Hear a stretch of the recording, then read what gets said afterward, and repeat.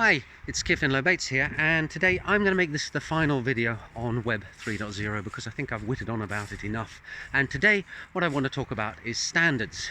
And in Ethereum, standards start with the letters ERC.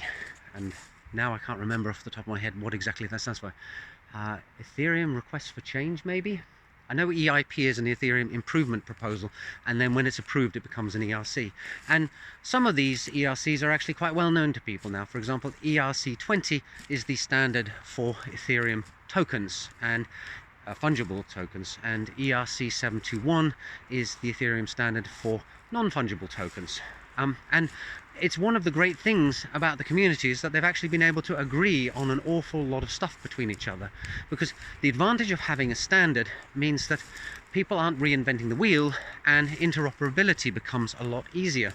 If you write, for example, invent a decentralized exchange smart contract that allows you to swap tokens, if you make it so that it works with ERC20, then provided all the people who've instantiated tokens on the Ethereum blockchain out there have also used the ERC20 standard, everything just works nicely together, and that's the wonderful thing about standards.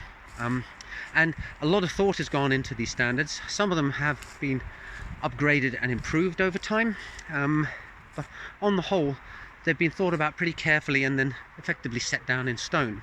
And now I thought I'd talk a bit about a group called Open Zeppelin, because that's a group of people who have gone and taken these standards and then they have implemented reference code examples of how you would code up those standards in Solidity. So now you don't have to read the whole standards documentation and all the discussion panels about it before it was approved. You can just go to Open Zeppelin and download their template and then modify it slightly so that it satisfies your need. And again, this has a great effect on standardizing the efforts of the community, because if everybody's basing their code on a standard template, then it's going to interoperate a lot better. There is of course a downside to this, which is if there is a serious bug in one of those templates, then it gets smeared all over the blockchain. Everybody who's been using it suddenly finds that their thing is vulnerable and you have a big scramble and a panic. But on the whole, it's been pretty good. Plus, the advantage of having one group produce such a standard template is you've got a lot of eyeballs looking at it. A lot of people who take one of these templates and use it will be looking at it, and as Linus Torvalds said, with enough eyeballs every bug becomes shallow. So by having standard template contracts available, lots and lots of people look at them, and there's a lot more testing and debugging that has gone on than if everybody invents their own one. So there's another piece for developers, openzeppelin.com I think, or .org or something like that. One, you can find it anyway, you can search it.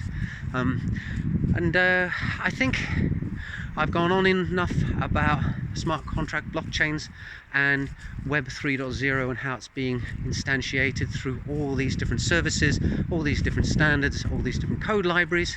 I hope it's been an interesting journey, and I'll see you in the next video soon, which definitely won't be about Web 3.0 smart contracts and Ethereum. Bye for now.